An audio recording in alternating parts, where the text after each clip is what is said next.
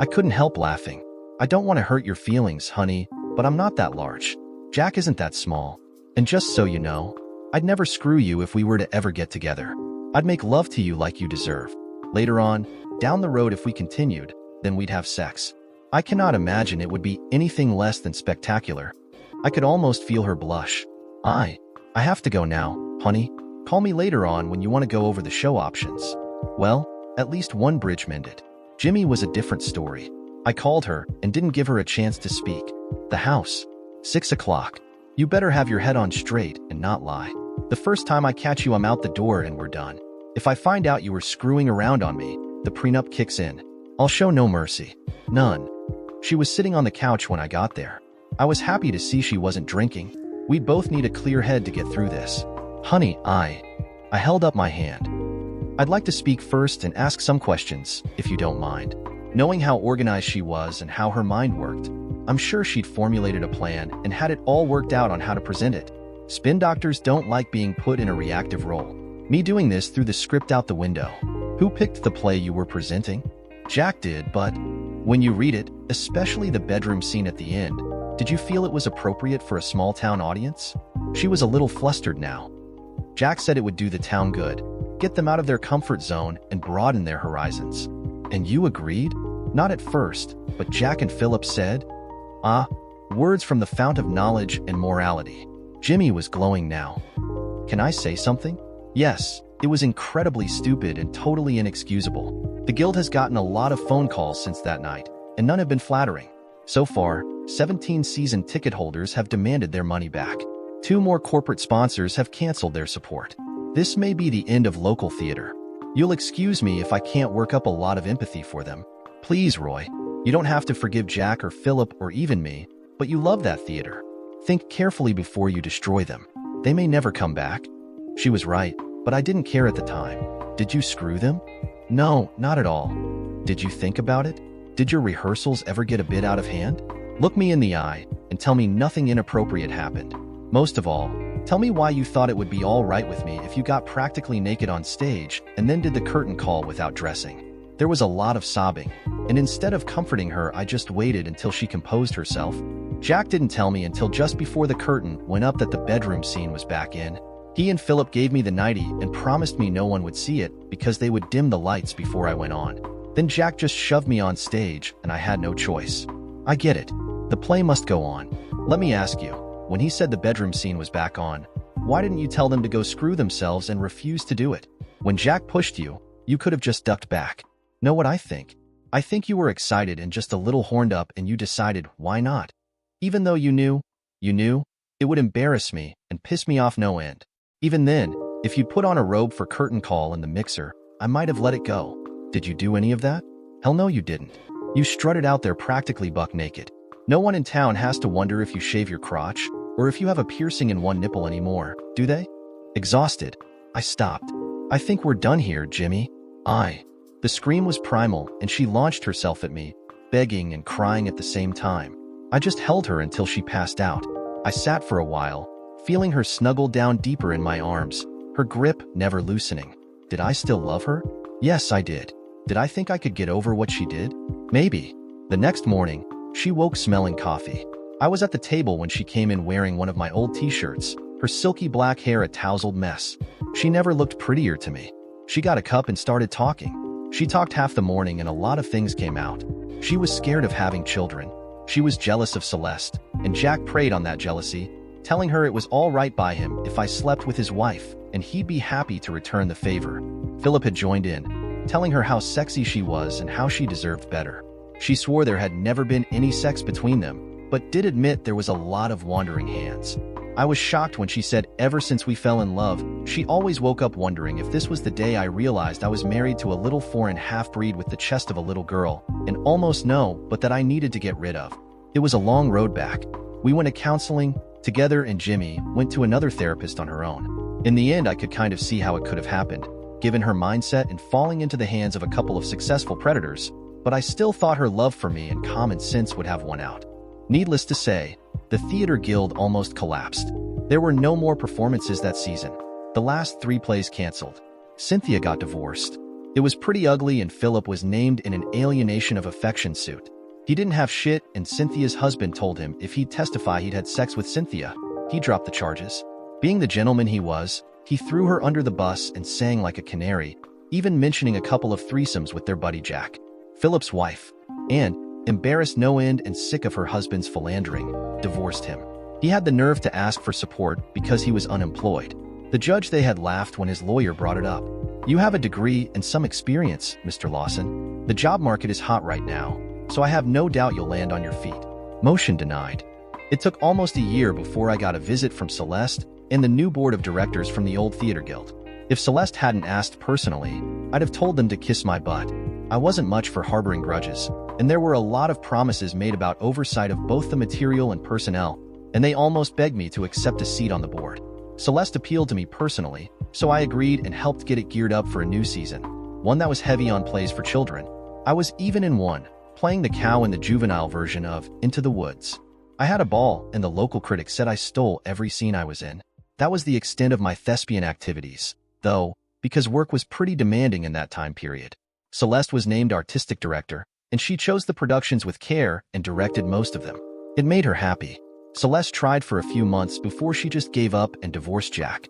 He did not take it well, and it got to the point she had to threaten to get a restraining order if he didn't leave her alone.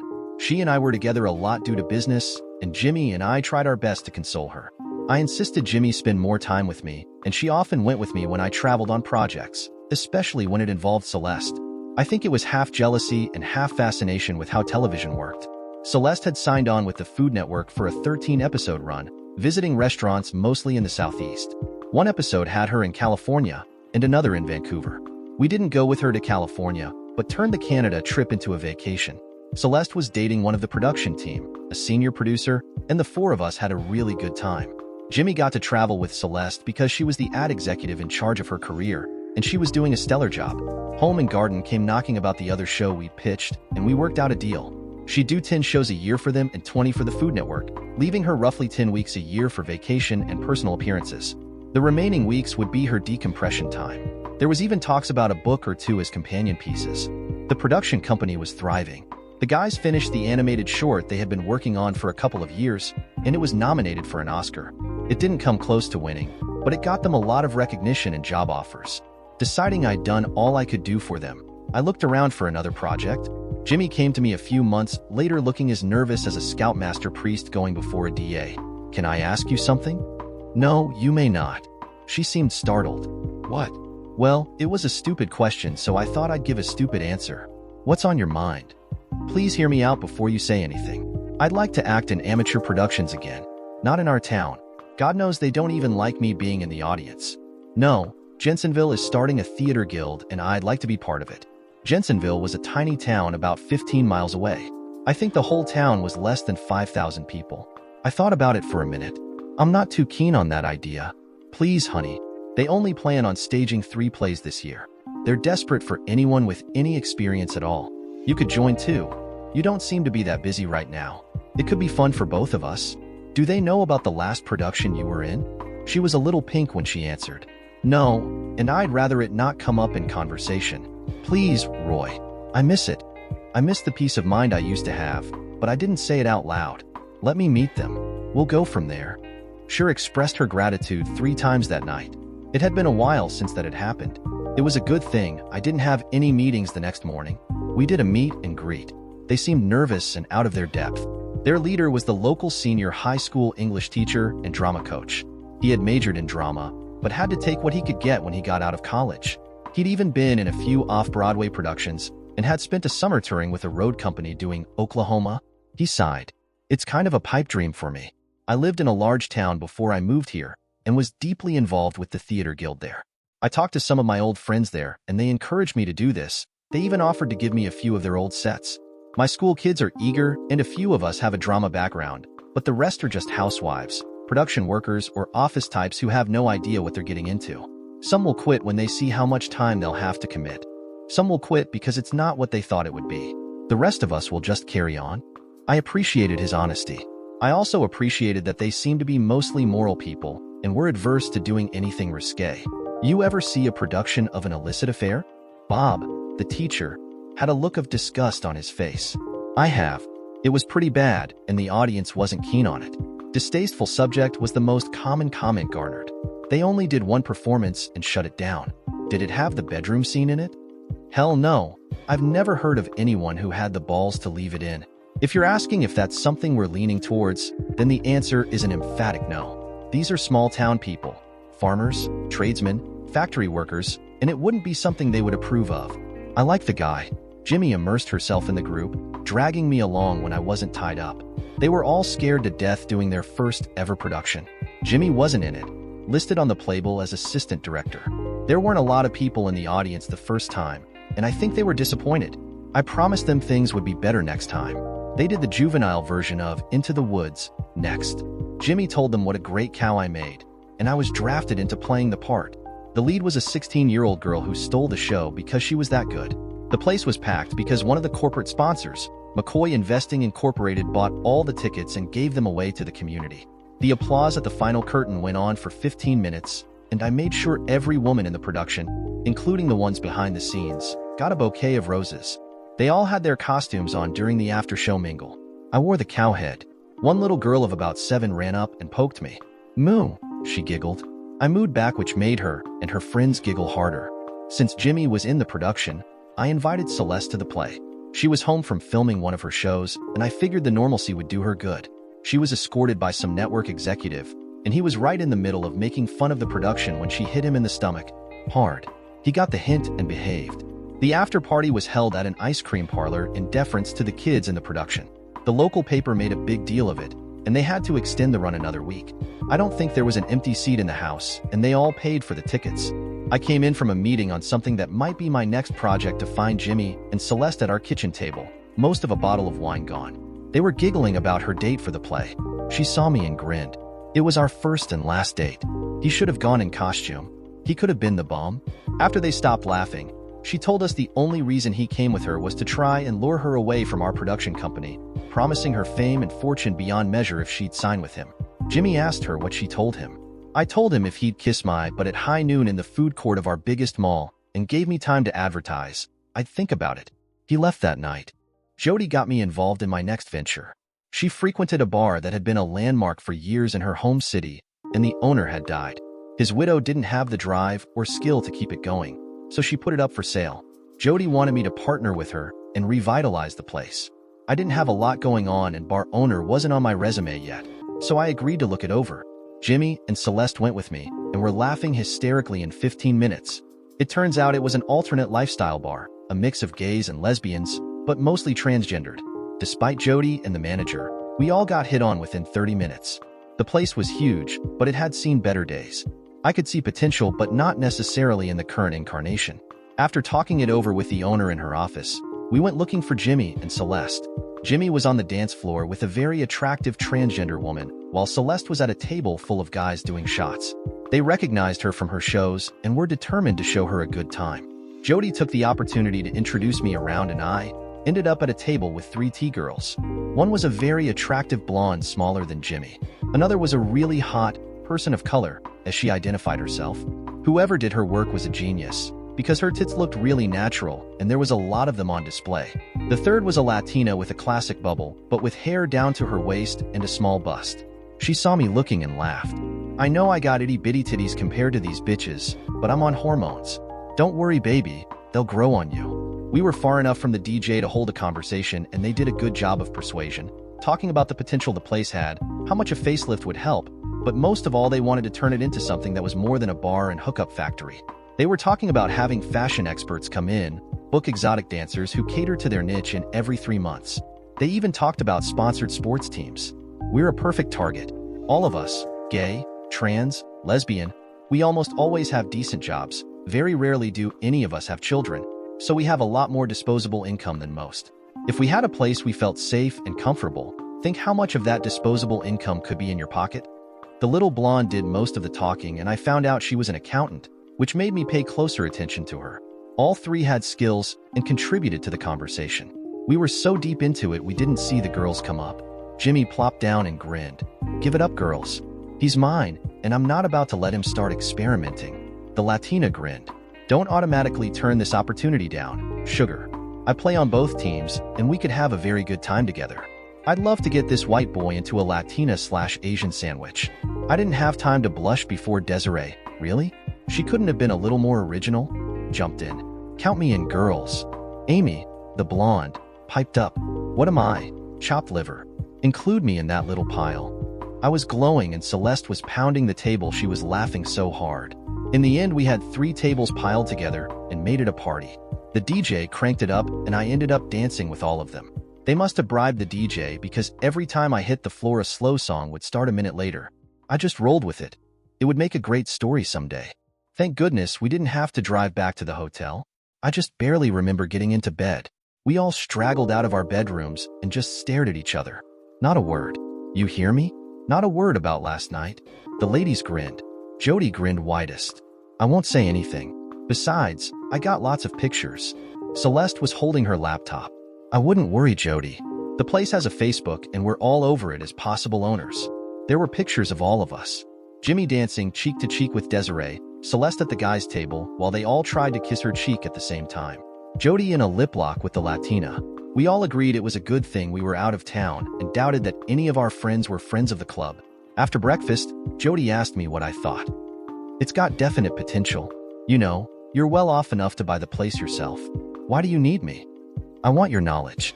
This could be a goldmine. Mostly though, I want your luck. I'm not always lucky. I'll take my chances based on your track record. I'd really like to do this, but I won't go forward on my own. In the end, we formed an LLC, JR Enterprises, and bought the place. Getting the bar remodeled and off the ground was more labor-intensive than we thought, and for a while we were there once or twice a week. It was too far away to commute, so we always spent the night. I asked Jimmy if she would be jealous because I spent so much time with Jody. She was getting dressed for work and was still in her underwear.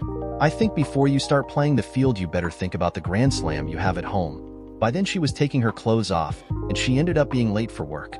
For weeks later, and we were almost done. The grand reopening would be held in 2 weeks. We kept a small part of the club open, so our patrons wouldn't forget us. Most of the regulars showed up every Thursday for an update tour. I got lucky when we found out Desiree was an interior designer in real life, and we hired her as a consultant. I said as much to Jody and she just grunted. I told you, you're the type of guy who could fall into a barrel of dicks and come up with a kitty in both hands and one in your mouth. Wow, that was an analogy I would never have thought of. Jimmy and I were having a hard time getting quality time together. If I wasn't tied up, she was with the theater group. The new season was coming up, and she was neck deep helping them decide which plays they wanted to do. Jimmy wanted to do Rocky Horror, but got shot down pretty quickly because of the conservative nature of the community. Celeste was going to have a limited presence in the old group because she was off filming her next set of shows for Home and Garden. They were on a tight schedule, trying to get all 10 shows in 5 weeks. The club finally opened to a packed crowd. They were turning people away pretty early, giving those who couldn't get in a gold pass that ensured they would be the first in line the next time they came. The pass came with a complimentary first drink. We had hired Tina, the Latina trans who I had met the first night, to be manager. It seemed she had a degree in hospitality management, but had a hard time finding a position in her field. I insisted on a security team. 5 guys and 3 women. All trained in their fields. 2 worked the club, 2 patrolled the parking lot, and 1 watched everything on monitors in their cubbyhole of an office. All were wired and could converge in moments in case of an incident. Tina thought it was a bit of overkill until I trotted out the facts about how vulnerable people with alternate lifestyles were. When 2 of the bouncers turned away 2 car loads of men intent on making an example of someone, she never said another word. The club was also on good terms with the local law enforcement. 2 of the security team were retired policemen, and there was always a pot of coffee and snacks in the office, usually homemade by one of the customers. As time passed and the incident rate of calls all but disappeared, everyone relaxed. Jody and I made it a point of visiting every month to address any concerns and look after our investments. The last time we visited, they were having a drag queen contest, and Amy told me they were fielding a softball team in the mixed leagues. She laughed. Gays, lesbians, and trans, we got all the bases covered. They went on to win the championship that year, and the trophy resides in a display case near the front door with a team picture over it. Owners in other towns often visited and came away with new ideas. Sometimes they left a few. I stopped at my accountant's for a yearly review. I was worth roughly $4 million, but it was mostly invested in different ventures. They estimated my worth would double in 4 years and triple in 10. I thought about it for a few days and decided to take some time off. My thinking was now would be an excellent time to start a family. Jimmy surprised me in a couple of ways. She was not as happy as I thought she would that I would pretty much be home full-time for a while, and didn't seem too keen about starting a family. She was 34 and I was 38, and I could see our window closing. My world started unraveling a month later when I attended a performance and saw a familiar face in the crowd. It looked a lot like Jack, but the guy disappeared before I could get close. Then I was looking at the playbill and saw another familiar face. Philip. His bio said he was a local businessman and former professional actor who enjoyed participating in amateur theatrics. My stomach was rolling when I joined Jimmy in their post-production mingle. She read my mood and stayed quiet and never moved unless I did. It wasn't until we were on the way home that I brought it up. So, when were you going to tell me Philip had joined your troupe? He hasn't been with us long, honey, and he and I never cross paths. If I find out he's in a production, I skip it and work on the next one. I need to remind you nothing actually happened those years ago, and nothing will happen now. I didn't tell you because I knew it would upset you. You know, I think I saw Jack in the audience. You may have. He and Philip moved in together to save money when they got divorced, and they seem to enjoy living together. Similar lifestyles, I suppose. I've only spoken to him once and told him to keep his distance and we'd get along fine. Please don't worry. I'm a big girl and can handle myself, and I make sure I'm never alone with either one of them. Too many bad memories. She sounded convincing, and even though we had some of the best sex we'd had in a while, I couldn't get them off my mind. She started spending more time at work. I asked Bob and Jan, and they both said the firm was right in the middle of pitching a client with nationwide implications, and everyone was doing all they could to be successful. I got to noticing she never left her phone laying around and seemed to guard it like it was gold. If you added it all up and topped it with the inordinate amount of time she was spending getting ready for the new play, it gave me a very uneasy feeling. I stopped in at the investigative agency and talked to the major. That had been his rank in the Army, and since a lot of employees were vets, the title stuck. We spent a little private time in his office and he sighed. You sure you want to go down this road, Roy? Everything you told me seemed to have a reasonable explanation, and if it's all paranoia on your part, and she finds out, she's not going to be a very happy wife. There was a lot of soul searching before I made the decision, Major. Look into it if you have time. All right. The easiest way would be to hack her phone if you can get it to me. We'll probably subcontract most of this because she knows me and a lot of staff from your parties. Remember, she interviewed most of us when they did that murder mystery. You got a time frame? A week or two should do it. You don't know how much I hope you tell me I told you so. He sighed. I'll start tomorrow. When can I get access to her phone? I had to think about it. The only time it wasn't on her person was when she was charging it. Can you send a guy around after midnight? It will probably be the only time I can access it. Tomorrow night. He can do it from his van. It'll be a lot quicker that way. Feeling like an a-hole, I made sure we had a pretty spirited session that night. She snuggled to me afterwards and was asleep instantly. I waited an hour until she turned over, slipped out of bed, eased her phone off the charger, and went out the patio door. It kind of freaked me out he was sitting there in the shadows. He didn't even go back to the van, hooking the phone up to his laptop and working off the patio table. Almost immediately he said, "Shit," softly. "What?" "She's got an anti-hack encryption installed. Pretty sophisticated stuff. Can you get me her laptop?" I found myself creeping softly back into the house to retrieve it. He took it to the van, hooked a couple of cables to it, and worked like crazy before sitting back and sighing. "Got it. I caught it and reprogrammed it so it will never show up. I need your phone." I handed it to him, and he did a few things before handing it back. "You got a tracker app and a remote viewing program. What does that mean exactly?" "It means you need another phone. Someone had cloned yours, and everything you text, everything you say, every business transaction you make over your phone is reported to someone else." Damn, this could be really bad. I ran most of my businesses over the phone. Don't touch yours, and keep anything confidential to a minimum. Use it just enough to not get made. I'll have you one up and running at the office tomorrow afternoon that will be as bulletproof as I can make it. By then, I should be able to tell who's getting your information. What do I do now? He shrugged. Put everything back like you got it and go back to bed. Try to get some sleep. If you can, don't vary your routine. If she wants to cuddle, cuddle. If she wants to play, play. If she ignores you, don't get antagonistic. Just roll with it. Remember, we don't know what we're dealing with here. She might be into something shady, but might still be faithful to you. We need to find the players and figure out what the game is. If I can't be done tomorrow, I will be by the next day. Don't call us. We'll call you. You're still part owner, and it won't be unusual. We can say we need you to come down to look at some spreadsheets and kick around an idea about branching out. Surprisingly, I slept like a baby. I didn't succeed in business by hesitating. If I found a problem in something, I was investing and I faced it head on. I was deeply saddened to think the most important investment in my life was about to be proven worthless. They called 2 days later. Jimmy heard me answer the phone and asked what I was talking about. The major wants me to come by and talk about branching out. She smirked. Let me guess, he's found a new way of peeking in windows to get the goods. I grinned and watched her squirm at my reply. Nobody does that much anymore unless the client wants live pictures. Pretty much everything now is done by computer and social media. Most agencies worth a damn have 1 or 2 geeks working for them who can overcome security codes and get past firewalls faster than a squirrel can crack a pecan. No, the major doesn't need help in that area. He wants me to consider letting him add a personal security division. You know, bodyguards, escorts when a man or a woman doesn't feel safe in public, extra club security if a lot of famous names are present, that sort of thing. It could be very profitable. They've got their pitch together and want to present it. Knowing Jason, there'll probably be a PowerPoint presentation. Want to come with me? She wrinkled her nose. No, it sounds boring as hell.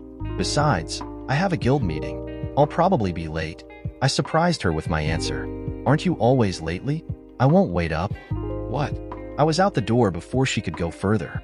The major met me at the door, and he wasn't smiling. Jason had his headphones on, and when he looked up and saw me, he handed me a pair. The first thing I heard was Jimmy. No fun and games tonight, boys. Roy is a little ticked about the time I'm spending here. I can only justify so much. A male voice, later identified as Jack, started whining. Damn it. I was looking for a little fun tonight. I still remembered Philip's voice as he spoke. Calm down, Jack.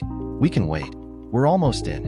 When we get there, we all disappear to the Caymans for a very enjoyable life. Jimmy giggled. At least you two can console each other. I'm horny as well, and I intend to rock Roy's world tonight. In fact, I'm going to ramp it up a bit. Keep him calm and relaxed. Besides, he's a pretty good lover, and I need to get all that I can. Jack wanted to whine, but she cut him off.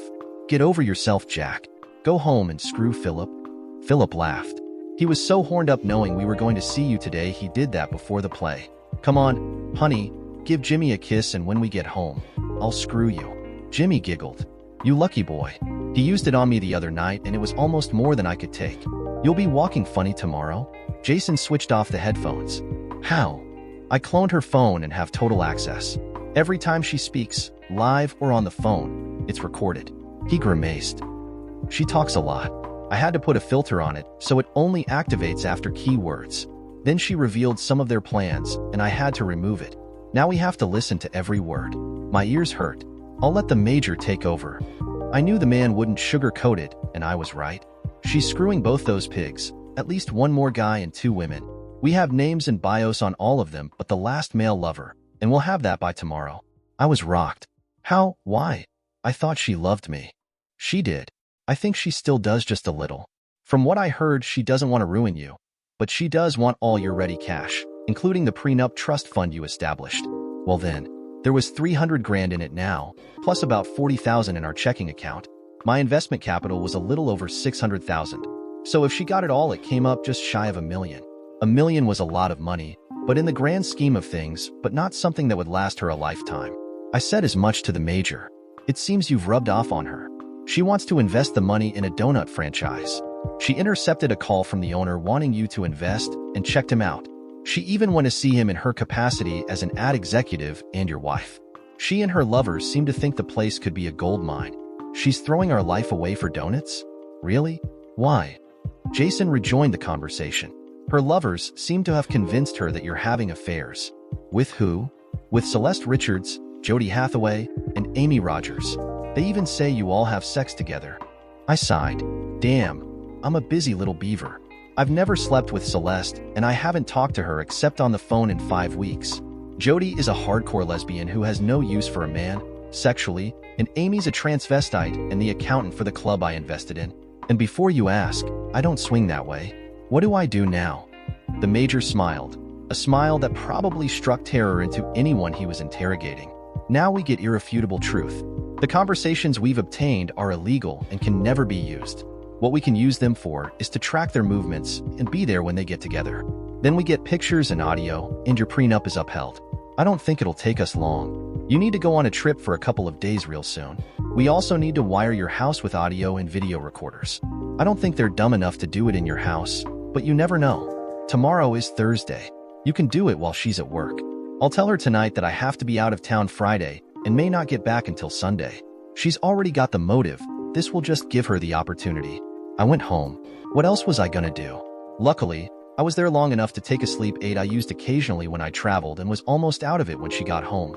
Jimmy slid into bed naked and rubbed up against me but gave up pretty quickly when I didn't respond. I laid there wondering how many more nights we would sleep together as husband and wife. I told her that I'd be leaving about noon to travel to Cleveland. What the hell is in Cleveland? A security service that's going out of business due to poor management. The major is going with me to evaluate the personnel. We should get through the interviews by tomorrow, but it may take until Sunday. There was a little resentment in her voice. And you're just now telling me? I shrugged. I didn't know about it until last night. It came up in the meeting we had. It could be quite lucrative, and it's just 2 days. I tell you what, let's make a plan to go on vacation week after next. Somewhere warm, sandy, and private. I've heard the Caymans are nice this time of year, and we've never been there. I've had the feeling we're slipping away from each other lately, and I want to make sure you know how much I love you. She flinched at the Caymans reference, but recovered quickly. Jimmy either had developed far more as an actress than I knew, or she was genuinely moved. There were tears in her eyes when she kissed me. I'd love that, honey. Let's go to that place in Belize instead. Maybe we can get the same bungalow and just forget about the world for a few days. Looking her in her eyes, knowing it was never going to happen, and lying about it was one of the hardest things I'd ever had to do. After she left, I packed for Cleveland. The major, Jim, met me at the airport. He'd already planned on going pending my agreement, so I really was going to Cleveland. We arrived and got the business part done pretty early, putting 3 men and a woman on contract for a year. They didn't even have to move if they liked Cleveland. We could just email them details and they could show up at the appointed time and place. When we got to the hotel, Jim grinned. Put your phone in the hotel room. You're not staying, but your phone will make it look like it if anyone checks. One of the new operatives is going to come by and get it about 7 and take it with him while he dines at a very nice restaurant courtesy of us. Then he's going to walk around aimlessly downtown for an hour before returning it to your room. If she calls, it will automatically forward to your new phone and she'll never know. I shuddered, glad he was on my side.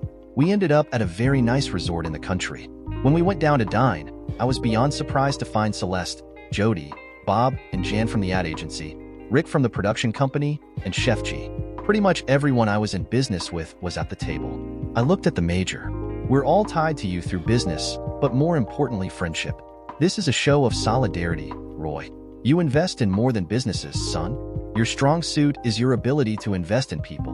We're all with you whatever you decide to do. I was overcome. Up until the time I went into business, I was a pretty private person without a lot of friends.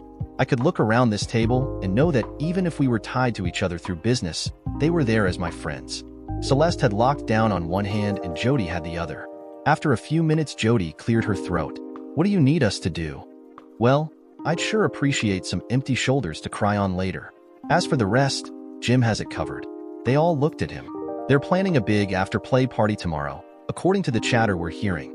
They don't know it, but there's going to be a slightly larger number in the audience than normal. We'll mingle with the patrons at the post-production mingle. Anything they say there can be used because it's a public place and there's no right to privacy there. We already know where they're going and have that covered.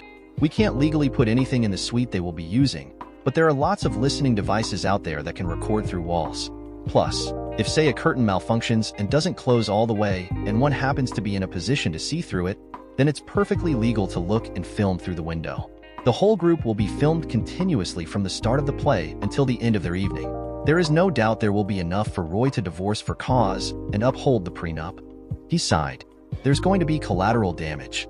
The other man and both women are married, and not to any of the players. Tell us, Roy, how bad do you want it to be? Do you want her to go away quietly, or do you want to burn her and her friends down? Either way works for me. Oh, and I booked an appointment with who I consider the best divorce lawyer in the state, Monday morning at 10. She emailed me a list of things you'll need to bring, most importantly the copy of the prenuptial. I had to think about it. Most of my friends didn't know because they'd never had cause to see it, but when I'm wronged, I can turn into a vicious and vindictive demon. One of my first investments folded because my partner fooled around with the money and bankrupted the business on purpose. I recovered and followed him for a while. Every time he was about to get something good going, something would happen that would put him farther behind. I did it for 4 years before I figured I had my pound of flesh. I was still thinking when Jody piped up, "Don't waffle, Roy. Be as decisive as you always have been. Put an end to it and get on with your life." Jim added his input. "That's right. You don't have to be coy, Roy. Just get yourself free." His statement broke the tension and everyone grinned.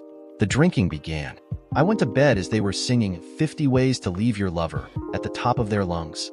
Some even got the words right. I was a bit hungover when the phone rang the next morning. It seems my new ringtone was 50 Ways to Leave Your Lover. I suspected Jason. Still, it made me grin. "Hello." Jimmy seemed happy. "Good morning, honey. How's Cleveland?" "It's actually a lot better than I thought. It's clean, lots of parks and greenways, and the people are friendly. Still, it's Cleveland. I'll be glad to get home." "I'll be glad when you're home too, honey." "Well, the good news is I got an early flight in the morning. I can probably be home by 8. That put a little kink in her plans. She was going to have to cut her fun short and able to be home when I arrived. I hoped she showered first. She faltered a bit, but recovered. "That's great. Remember, my play is tonight. I might be a little grumpy in the morning." The play started at 8 and would be over before 10. Even if you factored in the mingle, she could be home by 11:30 easily. I couldn't resist a little jab. "Well, don't get carried away. I know how pumped you are after a performance. I promise to be a good girl. I should be in bed by midnight." "Yes, but with who?" That's what went through my head as I disconnected. Jim came in grinning. "Got her. She wasn't alone last night. While she was talking to you, she was in bed with a woman and the missing man from the group." "Your bed?" "He's one of the board members. A married board member. The woman is married to a DA in another county. Depending how you want to play, it could get very sticky very fast." Well, there it was. I didn't have to wait. I decided on the spot to pull the trigger right after the play, during the mingle. How much would it cost to get that lawyer to draw up divorce papers for adultery and get alienation of affections actions for all the players? I know they won't be legal, but they will declare intent. He looked startled. "Jesus, once you make a decision, you don't screw around. Pun intended. It'll cost you some coins, but I can get it done. Move on it while I tell the group my plans." I called Celeste and Jody and met them for breakfast. Jody seemed a little shocked, but Celeste just smiled. Poor Jimmy. All this time, and she still doesn't know who she was married to. This will destroy all of them, and probably the guild. I doubt they can come back from a second scandal. After the chips fall, I'll help them get started up again, but I'll make damn sure they know it's the last time. Most of us flew home together, and by the time we landed they had their own plan. All were going to be there for moral support. Jim was bringing in a few of the new bodyguards to keep it as civil as possible. I hung out at the agency, listening to the phone chatter. Jimmy seemed to be having last-minute doubts. "I think I'll skip tonight. Roy's coming home early, and I can't afford to raise his suspicions. We're too close to the end to screw up now." That led to a flurry of calls between the conspirators. Most wanted her to come. The DA's wife urged her not to. "You're showing good sense, girl. No need to screw up our playtimes. We'll have plenty of times later." Then she giggled. "Besides, it'll be more for me and Janice. Break a leg tonight." None of the group were aware of her plans except Philip and Jack. Still going to burn them all. "You play, you pay." Jason stopped by, grinning. "Found you, hacker. It seems your pal Philip has a degree in computer science and works for an IT company. When it comes out what he did, he'll probably be unemployed. Want to have some fun?" Jason spent an hour cross-hacking all of Philip's accounts. He even put the conversation about he and Jack being lovers, carefully editing out any reference to Jimmy, on his Facebook page, declaring his love for Jack could not be denied and that they would be soulmates forever. It also seems he wasn't as good as he thought, because Jason followed his electronic trail and recovered every dime they had taken so far. He's gonna shit when this hits. I'd love to see his face. I just smiled. Come to the play. You can watch his face when I tell him I got all my money back. Showtime, in more ways than one. I thought as I sat in the van that night. We were waiting until the very last minute to enter, waiting for the lights to go down and the curtain was up.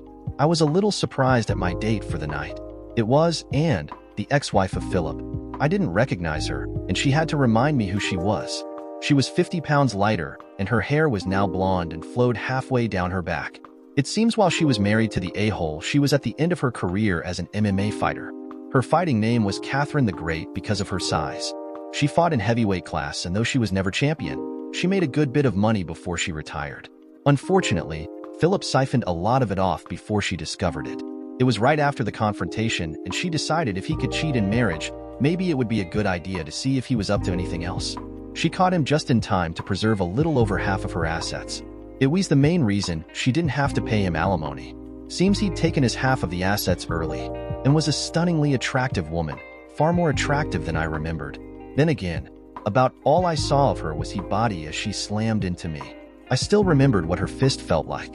As we talked, I found out she held 3 black belts in different styles and was proficient in 2 more. She held a degree in criminal justice and had worked as a cop until she got tired of the politics and harassment. Until now, she had freelanced as a bodyguard and was happy to work for Jim, telling me she wouldn't mind a permanent position.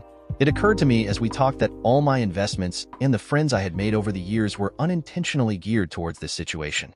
Not something I had in mind as I said, I do. I remembered Jody's crack about my luck and grinned. Maybe she had something there. 5 minutes after the curtain opened, I handed and out of the van, getting a glimpse of her 4-inch heels. How can you fight wearing those? She grinned. I don't wear anything with a strap. These are slip-on, and I can be out of them in a second. Sometimes, if I'm not in a hurry, I leave them on. You'd be amazed how a 4-inch heel buried in your crotch will take the fight out of someone. Well then, good to know. Her heels meant she towered over me by a good 3 inches, but I didn't care. I doubted seriously anyone would notice me beside her, and she laughed. I'm usually dressed in business attire. It feels good to glam up now and then. You seem to think so anyway. I told her I heartily approved of her outfit, basically eye to eye with her cleavage. Her little black dress was what she called a high-low, high on the thigh and low on the cleavage. It got my vote. It got the vote of everyone else who noticed us slip into our balcony seats. I looked around as the play carried on. It had been a decision of my friends to go all out. Every guy in a tux, every woman dolled to the nines, as they put it. Jim was with his wife, and at 45, she still had a killer body and her silver hair seemed to glow. Jason was with his new bride, his little nerdette, as he liked to call her.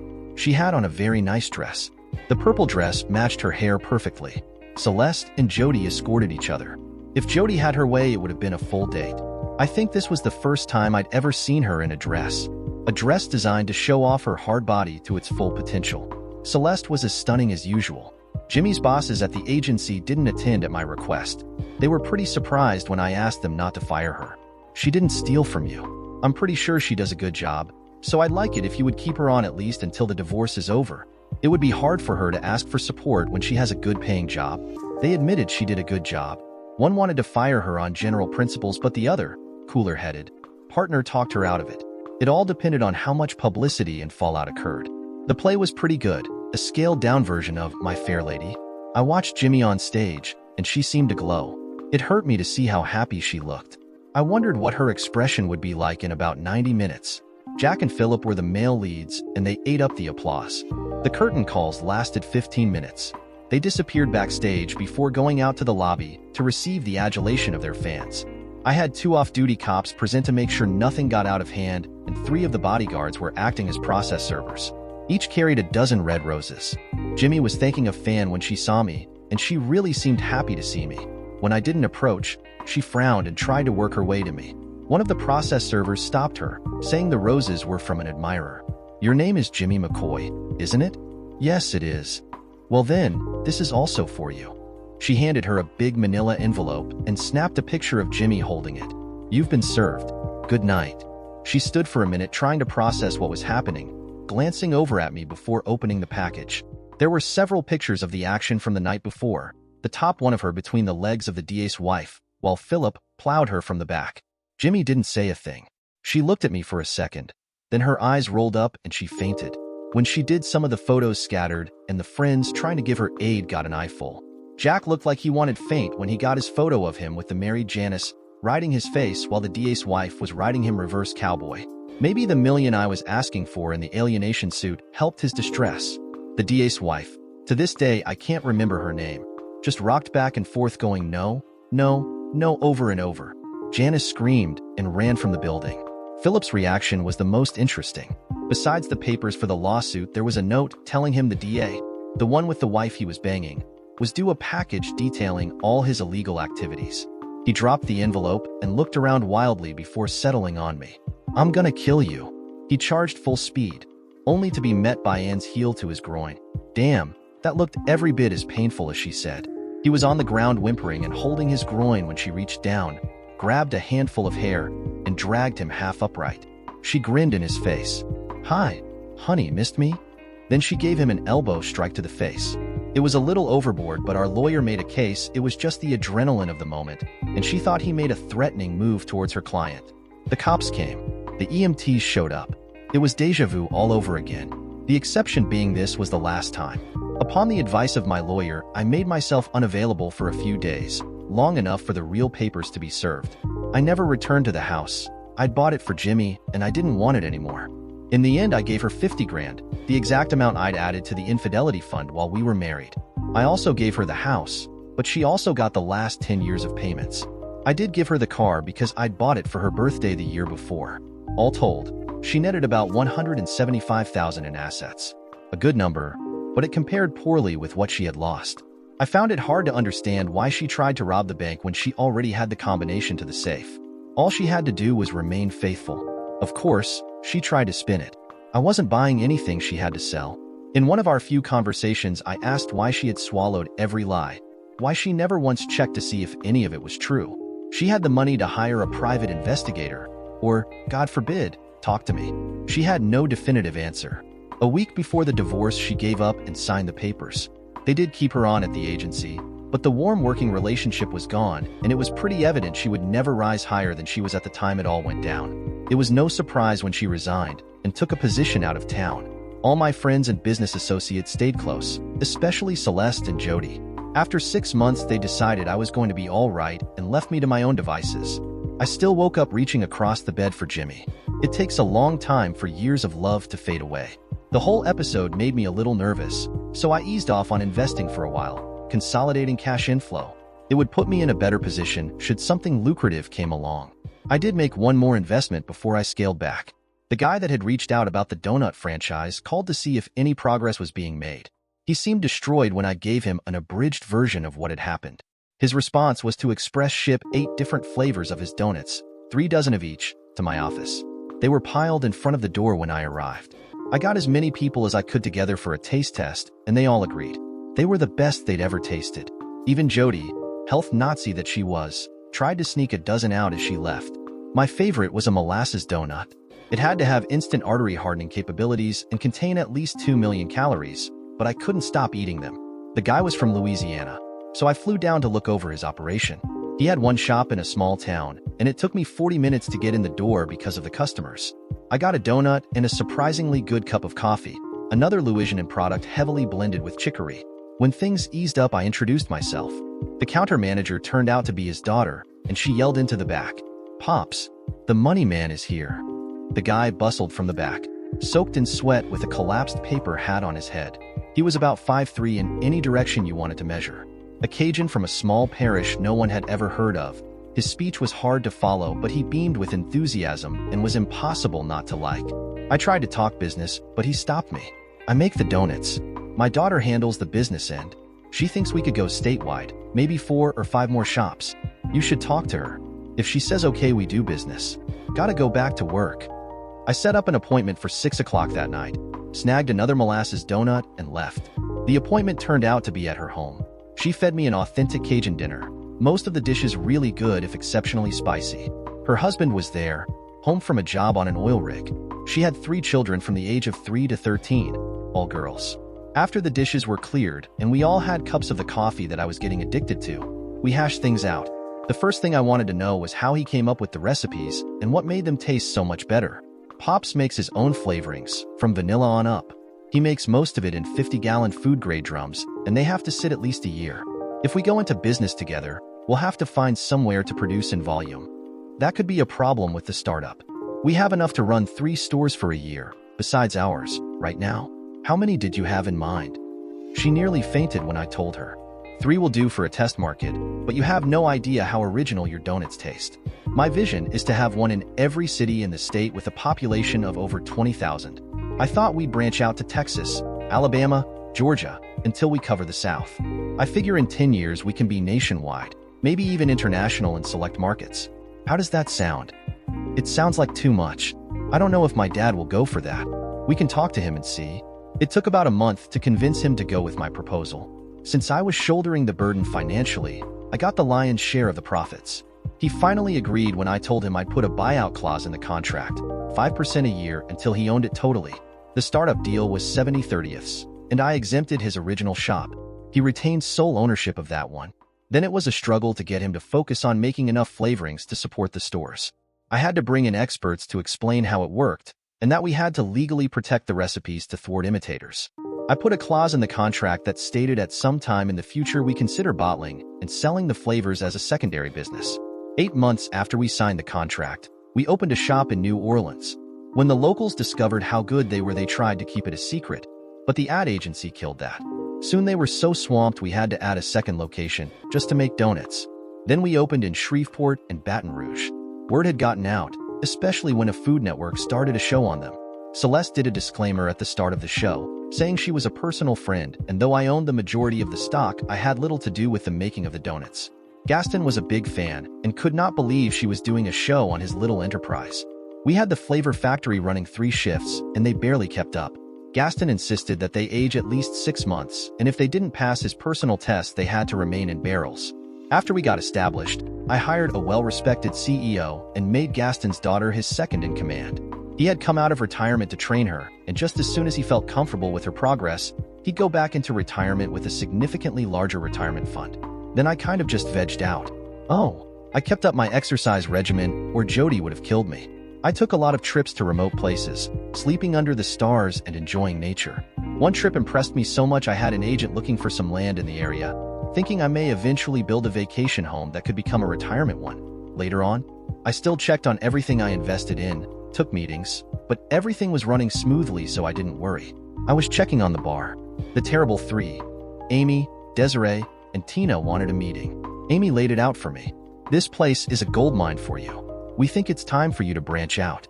Other towns could benefit from what we've achieved here. Our community is crying out for places like this, places where we can feel safe. We've done a little research and found a good spot. The location is great. It's in a low-crime progressive area, so we think we'll be accepted with a minimum of protest. Would you consider it? We did. Jody decided she didn't want to participate except as a limited investor. I wasn't really interested either, so I laid it out for them. I'll invest 30%. Jody is good for another 20. The rest you have to raise on your own. We can't raise that kind of money. No, but you can borrow it. We don't have credit for that. I grinned. Yes, you do. I'll loan it to you. I'll keep the payments low, and the interest rate will be prime plus 1%. You can call on me if you need help, but this will be your business. When the crying and hugging stopped, I pulled the papers out of my case and gave them to Amy. Look them over, then get a lawyer to do a follow-up. Sign them and you're in business. The buyout clause was in, 5% a year until they owned it all. I started dating Celeste. The courtship lasted 4 months. I wasn't doing much of anything at the time but watching the money roll in. She was still filming her shows and doing a tour to support her book. I tagged along a few times until I found out when Celeste worked. She'd spend 5 hours signing books and posing for pictures, refusing to leave until the last book was closed and everyone was satisfied. She introduced me a couple of times as her partner. I knew she meant business partner. At least I think she did, but everyone just assumed we were life partners. The little PDAs may have altered their perceptions a bit. We had sex a lot. We did everything we could think of, and by we, I mean her. Most of it was pretty enjoyable. Some I wouldn't even try. We had a lot of talks about our pasts. Hers was much more colorful than mine. We spent about an hour talking about her swinging days. I'm sure you know that it was 90% Jack, but he's a persuasive man, and after a while I started to enjoy it. Deep down, though, I knew the moment I let another man touch me that the clock was ticking. We would never last. 90% of swingers divorce fairly early, and I believe in my heart it was because we gave up the intimacy, the ownership, for lack of a better word, of a committed couple. It ended up being just physical functions. Sometimes they were enjoyable physical functions, but when we were done, we were done. Rarely did anyone want to snuggle when it was over, not even the spouses. Jack was usually so drained he was asleep in minutes. Afterwards, it sounds like fun and games, but it can be a pretty lonely life. She took another deep breath. All that being said, the past is the past. The relationships post-Jack were always monogamous. Then she snuggled to me. I won't promise you this, I will guarantee it. If we end up together permanently, it will be just that, together permanently. No others. Till death do us part, and I mean it. I was still on the fence. I was pretty sure I'd always been a bit in love with Celeste. Her past intimidated me a little, and I wondered when we were together sometimes if she was thinking of past lovers. I never had that issue. If I was with a woman, I was totally into the now of the act. I didn't think of anyone in the past. I did my absolute best to give my partner everything she desired. My hesitation was starting to put a strain on our relationship. She'd thrown a lot of hints the last time we'd been together, and I hadn't responded as well as I could have.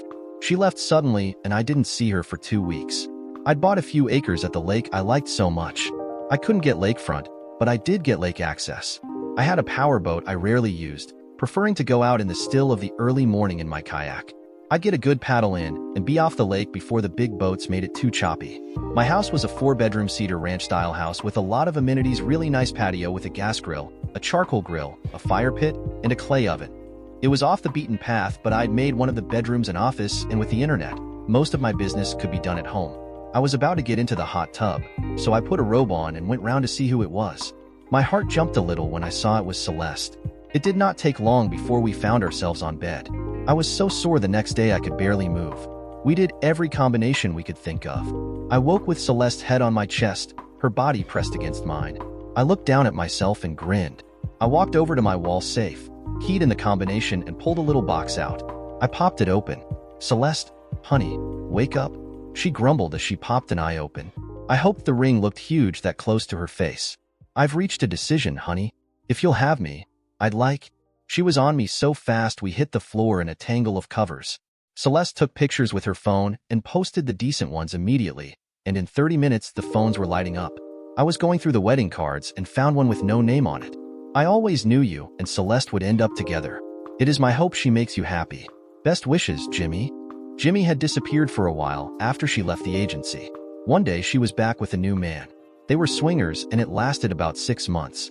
She disappeared again, and when she came back, she started her own agency. Her old bosses would farm out small jobs to her, and she brought them in to help on projects that took more resources than she could muster.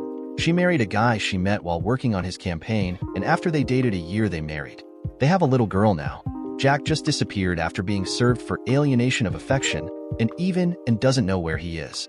She could find out if she wanted to. She just never had a reason to want that. Philip fared the worst. I didn't press charges because I would have had to charge Jimmy, too. She was never the mastermind, just a gullible and insecure woman. They only managed to get about 20 grand, and I got all of it back. I did send his bosses a detailed account of how he'd used company computers and resources for an illegal activity, and they canned him instantly and let the reason for his termination become common knowledge. No reputable firm would touch him. He went dark web for a while, seizing unprotected computers and ransoming them back until he messed up and hacked a major business. The owners put every resource they had towards finding him, and when they did, they turned him over to the feds. He got 7 years and was a month from parole when he got into an altercation with another inmate. He ended up having to do his whole sentence, plus 18 months. I wondered every once in a while how he was faring in prison with his slight form and pretty face. I bet he immersed himself in whatever role he was asked to play. Celeste saw me with the card and asked who it was from. I tossed it into the trash. "An old business associate." "You're grinning that. I know something you don't grin. What's up?" "I'm 10 days late. I'll be getting one of those home kits tomorrow." "Well then, good for us." Dear listeners, please share your thoughts in the comments section below, and don't forget to like, share, and subscribe.